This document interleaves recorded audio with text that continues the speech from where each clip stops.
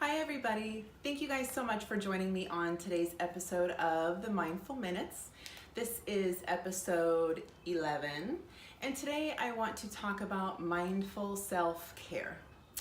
Now, I'm not talking about the kind of self-care where it entails shopping, massage, pedicures, manicures, concerts, vacations, all of that good fun stuff. That's not the kind of self-care that I'm talking about. I have talked about that form of self-care in a couple of my past episodes, but today I want to talk about something a little bit different. And to get started, I want to share a story with you. So this weekend I indulged in self-care that I have never indulged in before, and at the time that I was doing it, I didn't even really think of it as self-care. So I am not a nutritionist, nor am I a fitness coach or a health coach or anything of that matter. But I've recently discovered a need to drastically change my diet, the way I eat, and really just the way that I see food and think about food and how it relates to my body's nutrition in general. I'm somebody who appreciates flavor. I appreciate foods of culture. I love food, I love eating, I love snacking, I have a sweet tooth, I love coffee, all of that stuff that is just really not that great for us, right? So after receiving some news from my doctor that I need to make some changes sooner than later in my diet routine, I then decided that what I needed to do next was replace all of the bad foods in my refrigerator and in my cupboard with good, healthy, wholesome foods. So this weekend, my fiance and I went to Whole Foods and we did a lot of shopping. And let me tell you, that was not a fun shopping experience for me because all I was focused on was buying things that were going to benefit and heal my body rather than the things that my taste buds and my cravings wanted. Which was really hard because really I wanted to shop for all of the things that I'm used to eating. And I don't eat a completely unhealthy diet, but as you get older, sometimes things may go undiagnosed or unnoticed in your body, and unfortunately that's what happened with me. I was writing off a lot of my symptoms to, emotional stress, just stress in general, because that really can affect how we feel. And I've kind of been tired. There's been a lot going on this year. It's been a crazy 2019, and it has brought a lot of ups and downs and adventure into my life. So the way I was feeling, I related it to everything I was kind of experiencing, and I didn't really see it as a huge problem until I had my physical and realized it's a huge problem and it's not due to stress.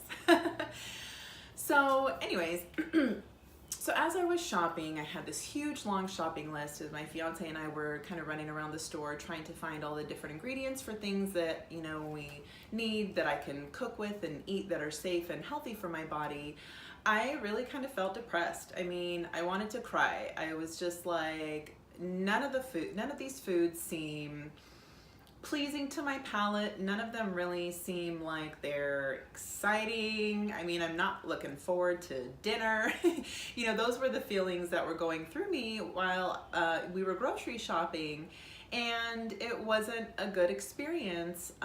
So we finished up and came home, unloaded, cleaned out the refrigerator, the cupboards, and replaced it with all new foods, healthy, foods and ingredients. And at the end of the day, when I sat down, I really thought about it, and I thought, well, Leah, this is the biggest form of consistent self-care that you can give yourself. Healthy foods relate to, obviously, or translate to a healthy body, but they also relate to feelings, good mental health, good physical health, just kind of overall well-being. And I've never really looked at food that way. And surprisingly, I have a family history with a lot of illness and ailments. So I'm surprised in myself that I didn't take it more seriously. And the reason why I wanted to share that story with you as a story about self-care is because it's an example of how sometimes we don't always look at the things that we do as forms of self-care. So one thing that I've never really done, and for all of you health and fitness gurus out there, please don't judge me. I have just never really looked at nutrition as a form of self-care. It's always been more of something you have to do to keep your body healthy and thriving, not so much something you really want to do to take care of yourself. But after these experiences that I've had medically lately, now I understand why nutrition is such a huge form of self-care, because obviously if my body is not feeling good, then mentally and emotionally I'm probably not feeling good either. And that can kind of spiral into a lot of other signs and symptoms of things that are wrong with your body. So the point in really talking about self-care for me today was to gauge my audience and really find out what are some things that you guys do that are forms of self-care that you may not necessarily have considered forms of self-care. So now I know for me personally, I have to take my health seriously. It's not just this new exciting diet fad that everyone has, taken a liking to and wants to hop on that train.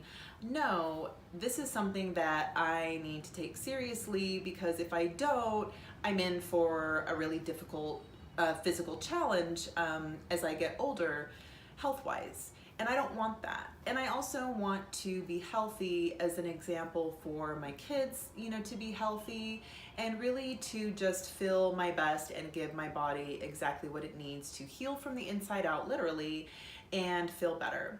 So this was a huge eye-opening experience for me, because now this is a part of my daily routine and it's a part of my self-care. So as I got up this morning and made my lovely gluten-free English muffin and the different condiments I put on it that are not things I typically eat or buy from the store, I was not hopeful that I was going to enjoy it. And when I took a bite, I actually really enjoyed it. And I thought to myself, this wasn't so hard, that wasn't so difficult. Now it was just one thing that I ate that I did enjoy, but if we set our minds to really making positive changes for the betterment of ourselves, then that's absolutely self-care. Self-care isn't always about fancy fingernails and back massages and foot massages and wonderful vacations and all of those good exciting things, although they are amazing methods of self-care. But really, when it comes down to it, every single day we should be doing something that benefits ourselves and our bodies. And for me now, I understand that good nutrition is a very, very important part of my daily self-care. And it's one that I can't sacrifice and I can't give up, because now I understand more than ever why it's just so important. Some of you may be saying, well, duh, Leah, nutrition, of course it's important. You have to be healthy. Your body has to thrive. And I get it. However, when you live in a world like ours, where we walk out the door and there's a Starbucks on every corner, there's a McDonald's, a Burger King, a Taco Bell, whatever fast food in your area, it's everywhere around us. And even just walking into, the little corner bodegas here in New York City, you walk in and it's sodas, chips, candies, nothing really healthy for your body. So, of course it's understandable that we can tend to really eat junk all the time.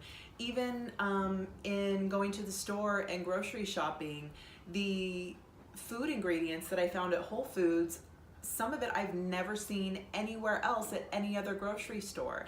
And it almost kind of made me sad, because I thought, why does our health have to, why do the healthy foods and ingredients come from limited places? How come I can't get, wholesome foods and ingredients at the grocery stores in my local neighborhood?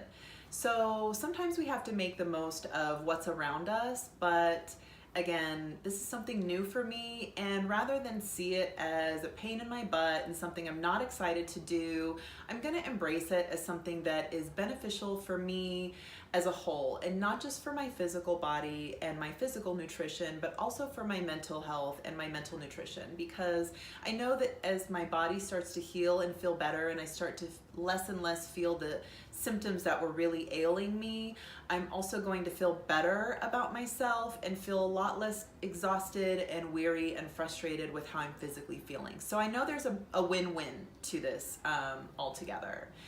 So again, what are some things that you do in your daily routine, or just maybe some things that you might do for yourself that you don't necessarily consider self-care, but can translate to benefiting your overall health and wellness?